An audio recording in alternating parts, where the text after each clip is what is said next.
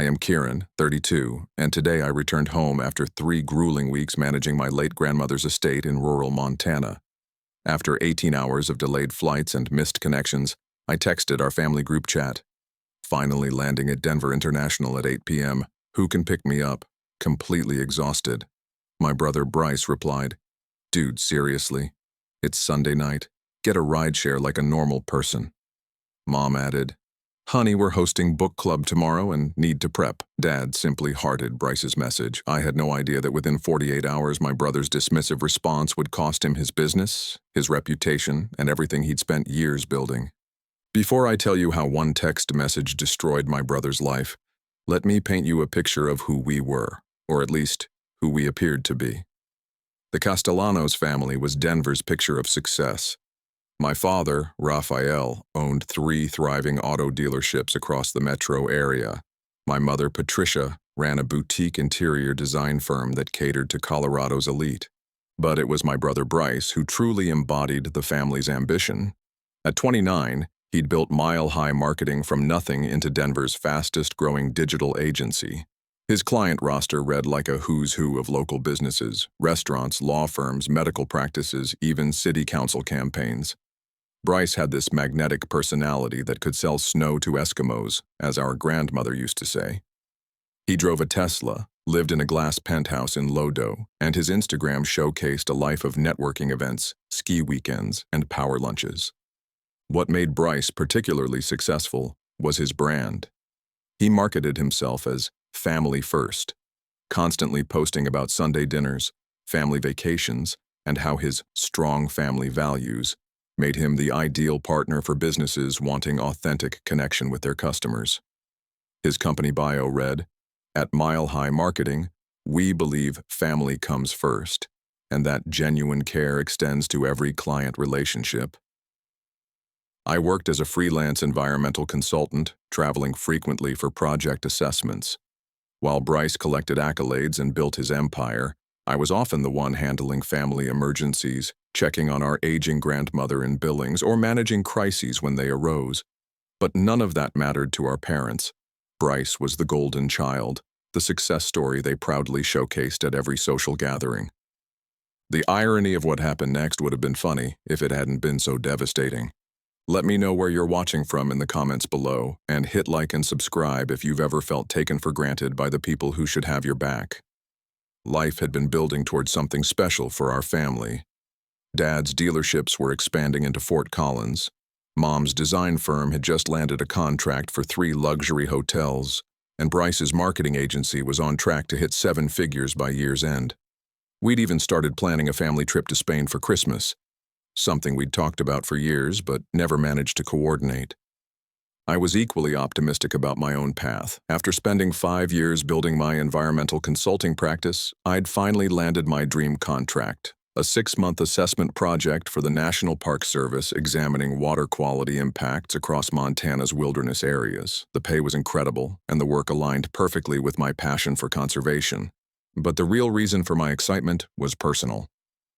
3 months earlier, I'd met Elena, a wildlife photographer documenting endangered species for National Geographic. We'd connected on a project in Yellowstone, and despite the challenges of both having traveling careers, we'd fallen hard for each other. She was brilliant, adventurous, and understood the nomadic lifestyle that came with environmental work. Elena and I had been texting constantly while I wrapped up my grandmother's estate in Billings.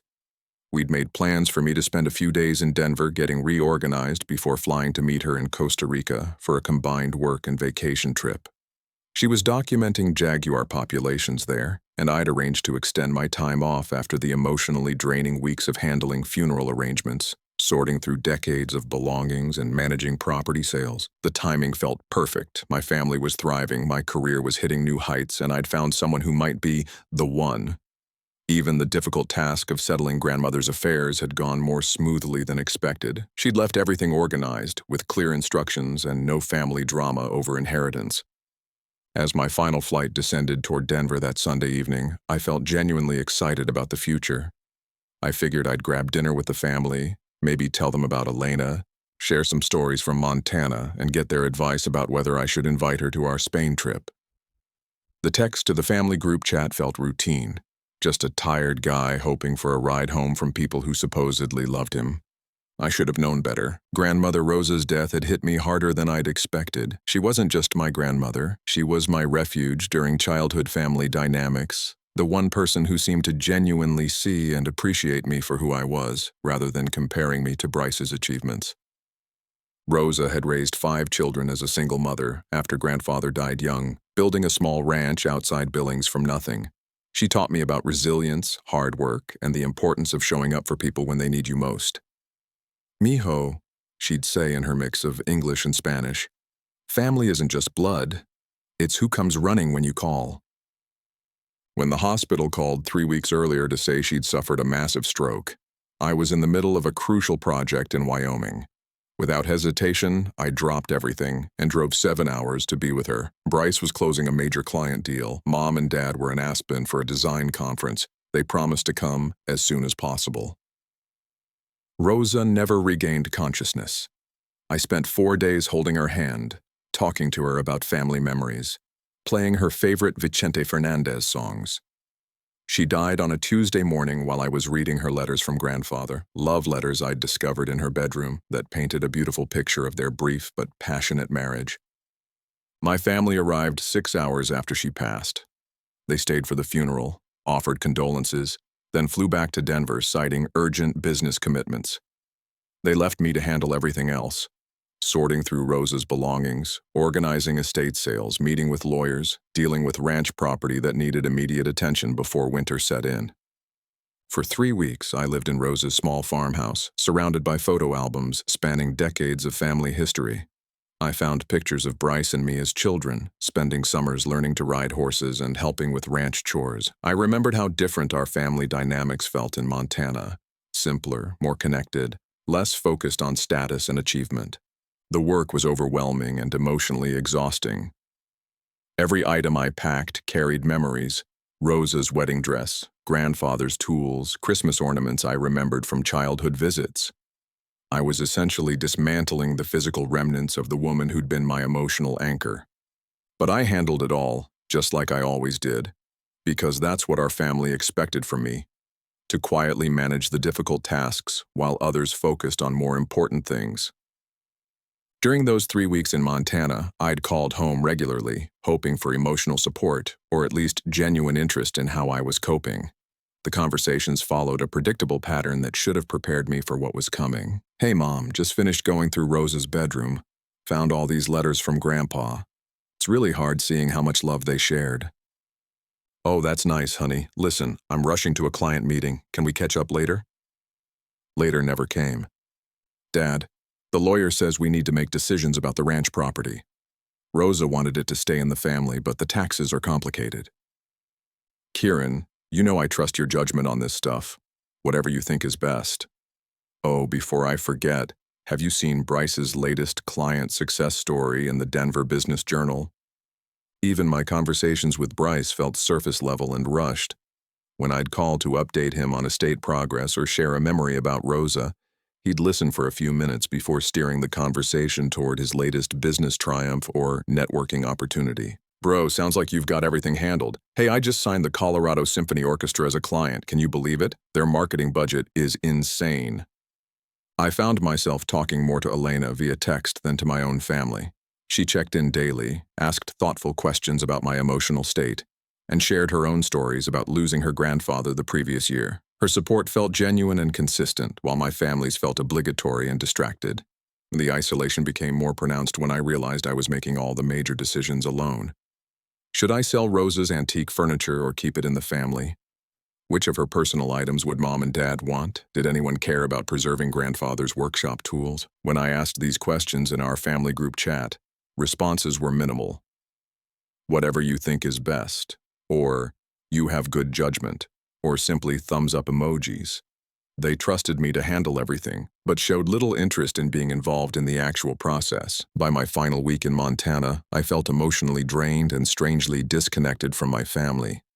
I'd spent 3 weeks essentially acting as the sole custodian of our grandmother's legacy while they continued their busy lives in Denver. Part of me understood they had commitments and responsibilities, but another part felt abandoned in a task that should have been shared. I was ready to come home to reconnection and support. The Sunday of my departure started with typical travel complications. My morning flight from Billings got delayed 3 hours due to mechanical issues. The Denver connection I'd planned to make was missed, forcing me onto a later flight that didn't land until evening. By the time I was finally approaching Denver International, I'd been traveling since 6 a.m. with nothing but airport food and mounting exhaustion. The emotional weight of closing Rose's chapter made the physical fatigue worse. I'd spent my final morning in her farmhouse walking through empty rooms one last time, remembering summers when the house buzzed with family activity. Now it would be sold to strangers who'd never know the love and laughter those walls had witnessed. As we descended toward Denver, I pulled out my phone and opened our family group chat. The request felt natural and reasonable. I'd just spent 3 weeks handling our grandmother's affairs alone. I was exhausted from travel complications, and I needed a simple favor from people who supposedly loved me. Finally landing at Denver International at 8 p.m. Who can pick me up? Completely exhausted. I hit send and waited, watching the city lights spread out below through the airplane window. In my mind, I imagined Dad saying he'd drive over, or Mom offering to come get me after finishing her book club prep. Maybe Bryce would see it as an opportunity to catch up and hear about Rose's final weeks. What I got instead was a reality check about my place in our family hierarchy.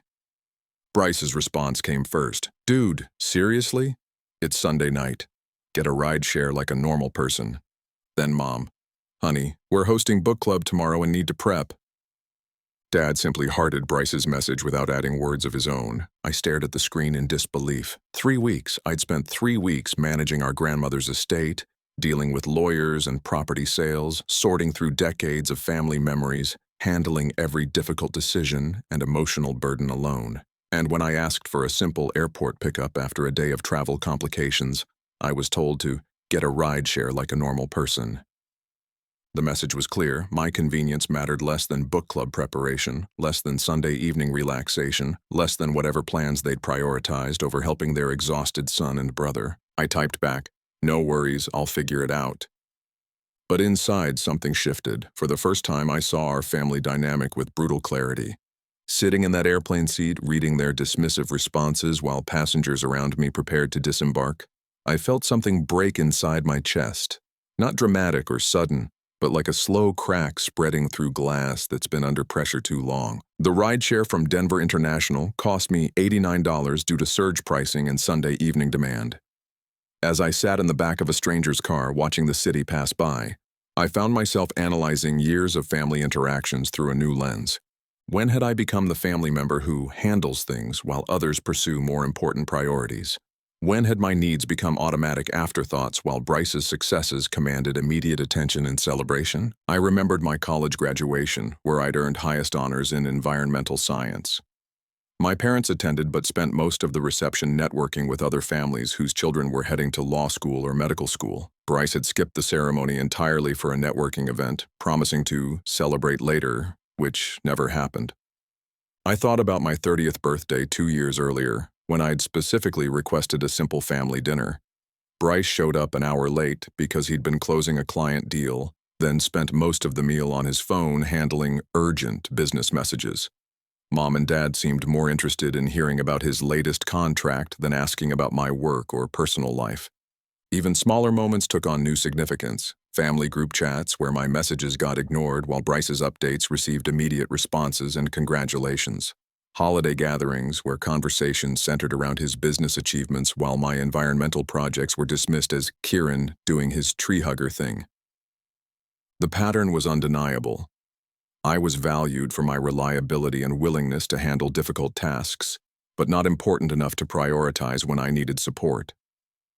As we pulled into my apartment complex, the driver, an older man named Mohammed, asked if I was okay. Apparently, my emotional state was visible even to strangers. "Just family stuff," I said, adding a generous tip to his payment. "Family can be the hardest," he replied kindly, "but remember, you choose how much power they have over your peace." His words stayed with me as I dragged my luggage up 3 flights of stairs to my apartment. I'd been giving my family power over my peace for years, accepting scraps of attention while providing unlimited support in return. That night, I called Elena from my balcony, looking out over Denver's skyline. "How was the homecoming?" she asked. I told her everything. The airport situation, the years of feeling undervalued, the growing realization that I'd been accepting emotional crumbs while convincing myself it was a feast. "Kieran," she said gently, "you deserve people who show up for you the way you show up for them." The next morning brought an unexpected call that would set everything in motion. Elena phoned at 7 a.m., her voice tight with urgency. "Kieran, I'm at the hospital in San Jose. I was photographing jaguars yesterday when a tree branch fell during a storm. I've got a compound fracture in my leg and need surgery. The doctors want to keep me here for at least a week, maybe longer." My heart lurched. "Oh my God, Elena, are you okay? What can I do?" "I hate to ask this, but is there any way you could come down here? I don't speak enough Spanish to navigate the medical system alone, and I'm honestly scared." Without hesitation, I said, "Of course. I'll book the first flight I can find." After hanging up, I immediately called my boss to explain the emergency and arrange extended time off. Then I jumped online to book flights to Costa Rica, dealing with last-minute pricing and limited availability. The stress was overwhelming. The woman I was falling in love with was injured and alone in a foreign country, and I needed to get to her as quickly as possible. Naturally, I turned to my family for support, calling Bryce first. "Bro, I hate to ask, but I've got an emergency. Elena's been injured in Costa Rica and needs surgery. I'm flying down there tonight, but I won't be back for at least a week. Could you possibly check on my apartment while I'm gone? Maybe grab my mail and water my plants?" Bryce's response was predictably self-centered. "Man, this week is crazy for me. I've got 3 major client presentations and the Colorado Symphony project launch. Can't you ask your neighbor or something?" I called Mom next, explaining the situation and asking if she could help coordinate things at home while I dealt with Elena's emergency. "Honey, you know how busy we are right now. Dad's got the Fort Collins dealership grand opening and I'm managing the hotel project deadlines. Plus, we barely know this Elena person. Are you sure it's wise to drop everything for someone you just met?" The dismissal was crushing. Elena wasn't some casual fling. I'd been talking about her for months, sharing my excitement about our relationship. But they'd been too busy to really listen or register her importance in my life. Dad's response was the most hurtful. "Son, you need to think practically. Missing work for someone else's emergency isn't smart career management. What if your clients lose confidence in your reliability?" Here I was, facing a genuine crisis with someone I cared deeply about, and my family's primary concerns were their inconvenience and my career optics.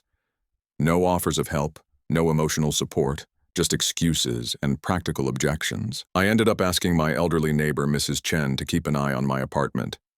She immediately agreed and insisted on driving me to the airport, refusing my offers to pay for gas.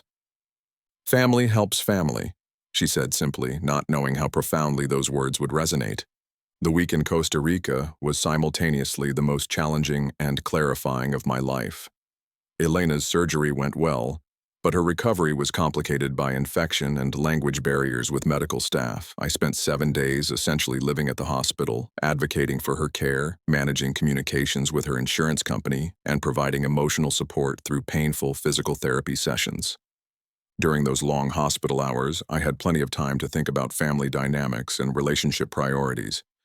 Elena was grateful for my presence, but kept apologizing for disrupting my life. Meanwhile, my actual family seemed annoyed that I'd chosen to help someone they considered a casual girlfriend.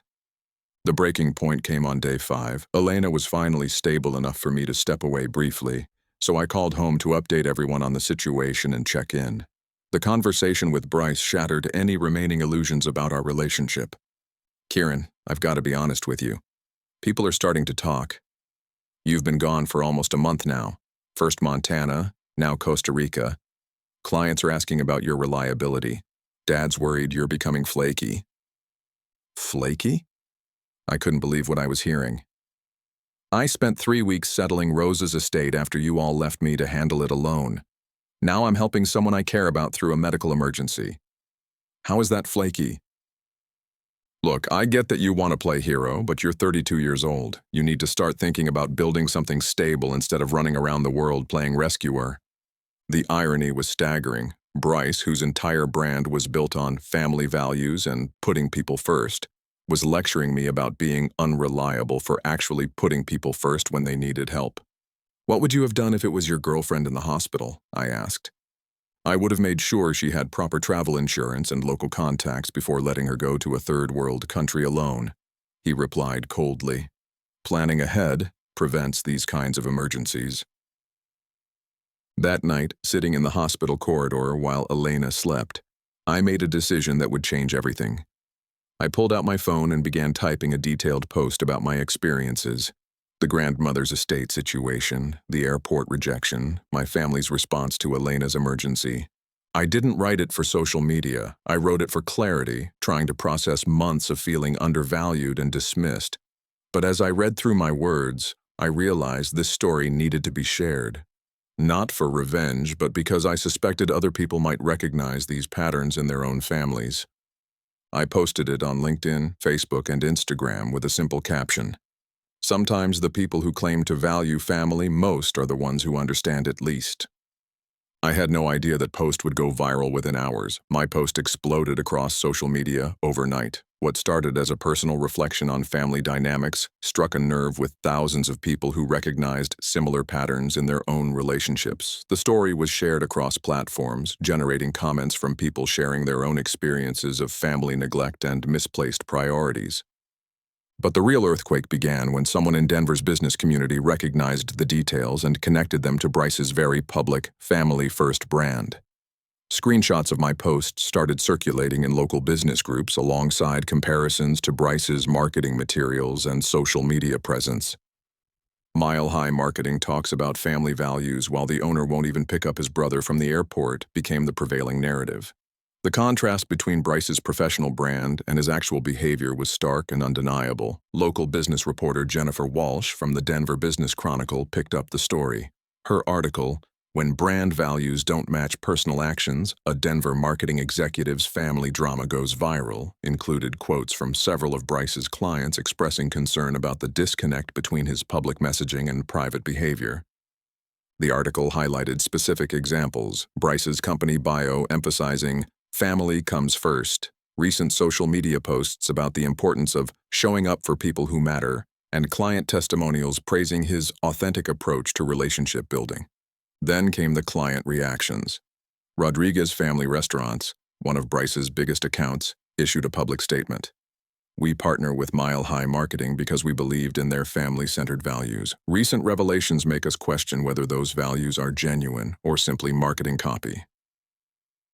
Denver Children's Hospital, another major client, quietly removed Bryce's company from their upcoming campaign after board members expressed discomfort with the hypocrisy between his brand messaging and actual family treatment. The Colorado Symphony Orchestra, Bryce's newest and most prestigious client, began asking pointed questions about his character and whether someone who wouldn't support his own family in crisis could be trusted to represent their organization's values. Within 48 hours, my personal post about family dynamics had become a case study in authentic branding and corporate responsibility. Business schools started using it as an example of how quickly personal behavior can impact professional reputation in the social media age. Elena, recovering in her hospital bed, watched the unfolding drama with amazement. "I can't believe your airport text started all this," she said, scrolling through hundreds of shares and comments. But I was starting to feel uncomfortable with the attention. This had never been about destroying Bryce's business. It was about processing my own feelings of neglect and undervaluation. Unfortunately, the internet doesn't care about your intentions once the story takes on its own life. Bryce called me at 3 a.m. Denver time, which was 5 a.m. in Costa Rica. I could hear the panic in his voice before he even spoke. "Kieran, what the hell did you do? My phone hasn't stopped ringing. Clients are canceling contracts. The Rodriguez account alone was worth $200,000 annually."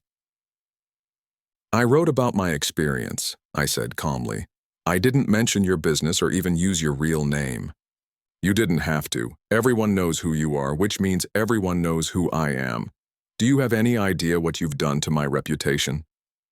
The conversation that followed revealed everything I needed to know about our relationship. Bryce wasn't calling because he recognized his behavior was wrong or because he wanted to repair our family bond. He was calling because my honesty had threatened his income. You need to post a retraction, he demanded. Say you exaggerated, that it was all a misunderstanding. Tell people I was sick that day or something. I'm not going to lie for you, Bryce. This is my livelihood we're talking about. I've spent years building this business. You can't destroy everything I've worked for because you're mad about an airport ride. This isn't about an airport ride, and you know it. This is about years of being treated like my time and needs don't matter while you build a brand around values you don't actually practice. The silence that followed was deafening. Finally, Bryce spoke again, his voice cold. Fine. If you want to burn down the family, that's your choice. But don't expect us to be there when you need us. When have you ever been there when I needed you? I asked quietly. He hung up. Over the next week, as Elena recovered and we prepared to return to the States, I watched Bryce's business implode from thousands of miles away. More clients canceled contracts. Local media picked up the story. Business partners began distancing themselves from mile-high marketing. The Colorado Symphony Orchestra made a public announcement that they were reassessing their marketing partnerships in light of recent character concerns. Denver Children's Hospital quietly confirmed they'd moved their account to a different agency. Most damaging was a Denver Post opinion piece titled "The Family Values Fraud: When Marketing Messages Ring Hollow." The author used Bryce's situation as a jumping-off point to discuss authentic leadership and the importance of aligning personal behavior with professional brand messaging. Elena squeezed my hand as we read the latest updates. "Do you feel guilty?" she asked. I considered the question carefully. "I feel sad," I said finally. Sad that it took public embarrassment for our family to face the truth about how we treat each other. But guilty? Number, I just told my truth. What happened after that was a consequence of his choices, not my words. Still, watching someone's life unravel, even someone who'd consistently devalued you, was harder than I'd expected. When Elena and I returned to Denver 2 weeks later, I found 17 missed calls from my parents and a group chat full of increasingly frantic messages. The family was in full crisis mode, not because they'd recognized their treatment of me was wrong, but because Bryce's business was hemorrhaging money and their golden child was facing financial ruin. Mom's messages ranged from pleading, "Please call us, we need to talk about this situation," to accusatory, "How could you destroy your brother's livelihood over a simple misunderstanding?" to desperate, "Your father and I are considering taking out a loan to help Bryce save his business." The idea that they'd consider a loan to save Bryce's business, after years of telling me to handle my own finances when I needed help, was the final confirmation of our family hierarchy. Dad requested a family meeting at their house. Against Elena's advice, I agreed to go, hoping we might finally have an honest conversation about our dysfunctional patterns. The meeting was exactly what I expected. I walked into their living room to find Bryce slumped in his usual chair, looking genuinely defeated for the first time in his life. Mom and Dad flanked him like protective guards, their expressions a mixture of anger and desperation. "Kieran," Mom began, "we need to discuss how to fix this situation. Bryce has lost 60% of his clients. He might have to declare bankruptcy." "I'm sorry to hear that," I said, meaning it. "But I'm not sure what you expect me to do about it." "You could start by taking some responsibility," Dad interjected. "That post of yours destroyed everything he's worked for." My post was about my experience with our family dynamic. If that destroyed his business, maybe the problem isn't what I wrote, but how he's been behaving. Bryce finally spoke, his voice hollow. "Do you hate me that much?" The question caught me off guard. "I don't hate you at all, Bryce. I love you. But I don't like how you treat me. And I'm not going to pretend anymore that your success matters more than basic family respect." What followed was the most honest conversation our family had ever had. Mom defended Bryce's behavior as practical priorities. Dad insisted I was too sensitive about family dynamics. Bryce alternated between self-pity and anger, unable to accept that his treatment of others had consequences. "We've always supported you," Mom insisted. "When?" I asked simply. "Give me one specific example of when you prioritized my needs over convenience or appearances." The silence stretched for long minutes. Finally, I stood up. "I love all of you, but I won't apologize for telling the truth about how this family operates. If Bryce's business was built on fake values, then maybe it deserved to fail. As I headed for the door, Bryce called out, "So that's it? You're just going to walk away from your family?" I turned back. "I'm walking away from being treated like my needs don't matter. When you're ready to treat me like an equal member of this family instead of the reliable workhorse, we can talk." 6 months later, Elena and I moved into a small house in Boulder, surrounded by the Colorado mountains I'd always loved. Her leg had healed completely, and she'd been offered a position with the National Wildlife Federation that allowed her to work domestically while still traveling for important projects. I'd expanded my environmental consulting practice, focusing on renewable energy assessments that aligned perfectly with my values. Our life together was everything I'd hoped for, built on mutual respect, genuine support, and the kind of partnership where both people's needs mattered equally. When Elena needed help with a difficult project, I showed up. When I was overwhelmed with work deadlines, she stepped in without being asked. We operated as a team, each person's well-being considered equally important. The contrast with my family of origin was stark and healing. Bryce's business never recovered. Mile High Marketing officially closed 4 months after my post went viral. He moved back in with our parents and took a position as a marketing manager at a mid-sized firm, a dramatic step down from the entrepreneurial success he'd built and lost. Surprisingly, he was the first family member to reach out with what resembled an apology. His text came on a Thursday evening. "I've been thinking about what you said about treating you like an equal. You were right, I took you for granted because I knew you'd always be there no matter how I acted. I'm sorry." It wasn't a complete transformation, but it was acknowledgement. We began having occasional coffee meetings, careful, tentative conversations where we tried to rebuild something authentic instead of performative. Mom and Dad took longer to come around. They struggled with the concept that their parenting had been unequal, that their golden child favoritism had real consequences. But gradually, as they watched Bryce's humility and our slowly improving relationship, they began asking different questions about family dynamics. The most unexpected outcome was the community response. My original post had resonated with thousands of people who shared similar stories of family neglect and misplaced priorities. I began receiving speaking requests about authentic relationships and setting healthy boundaries. Elena encouraged me to write a book about the experience. "Your story helps people recognize patterns they've been accepting for years," she said. "That's valuable." Today, as I finish writing this account from our back porch overlooking the Flatirons, I realize the most important lesson wasn't about my family's failures or Bryce's business collapse. It was about recognizing my own worth and refusing to accept less than I deserved from the people who claimed to love me. Sometimes the cost of telling your truth is higher than expected, but the cost of staying silent, of accepting breadcrumbs while providing banquets, is always higher.